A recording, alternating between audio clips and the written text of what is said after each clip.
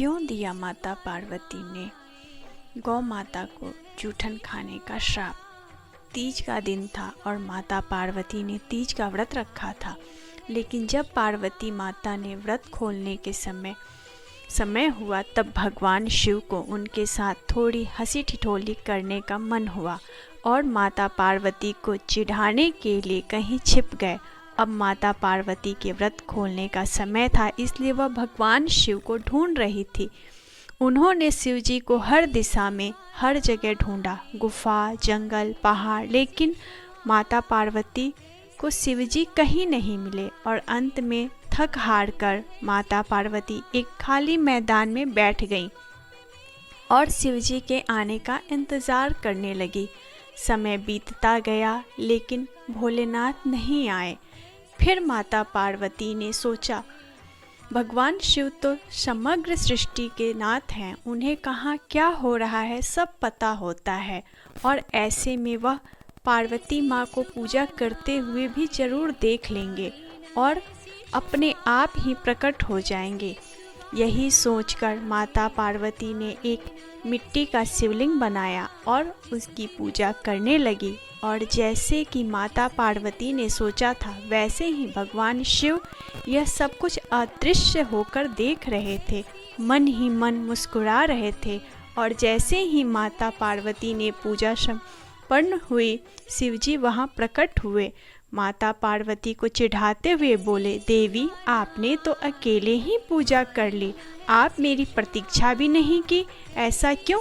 तब पार्वती जी ने कहा, हे प्रभु, मैंने तो आपका बहुत इंतज़ार किया, लेकिन सूर्यास्त हो चुका था और रात होने वाली थी, इसलिए मैंने शिवलिंग बनाकर आपकी पूजा कर ली और अपना व्रत संपूर्ण किया। यह बात सुनकर शिवजी फिर ठिठोली करते हुए कहा, मैं तुम्हारी बात कैसे विश्वास कर लूँ? क्या इस बात का कोई साक्ष्य है?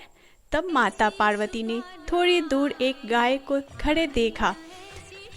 तब माता पार्वती ने कहा, हे गाय, मेरी पूजा की साक्षी है, आप इन्हीं से पूछ लीजिए। लेकिन वह गाय भी भोलेनाथ की यह हंसी ठिठोली के बारे में जानती थी, जिसकी वजह से जब शिवजी ने उन्हें माता पार्वती की पूजा के बारे में पूछा तब गाय ने ना में सिर हिलाया और शिवजी ने हंसते हुए उनसे कहा, वह बस उनसे थोड़ी हंसी ठिठोली कर रहे थे और वह सच जानते हैं, लेकिन अपने पति के सामने झूठा कहलाने का कलंक माता पार्वती को सहन न हुआ और उन्होंने गाय को श्राप देते हुए कहा, जिस तरह आज तूने झूठ बोला है उसी तरह अब तुझे जूठन ही खानी होगी। भले न तुझे अच्छे से अच्छा भोजन क्यों न मिले, लेकिन तू जूठन के पीछे ही भागेगी। यह सुनकर गौ माता बेहोश होकर दुखी हुई और तब शिवजी ने माता पार्वती को बताया कि उस गाय ने मेरे कहने पे ही झूठ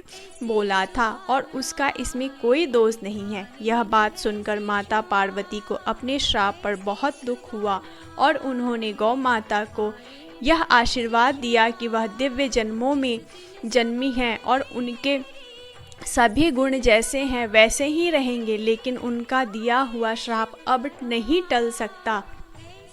दोस्तों, अगर आपको यह वीडियो अच्छी लगी हो, पसंद आई हो तो लाइक करें, सब्सक्राइब करें मेरे चैनल को। धन्यवाद। हर हर महादेव।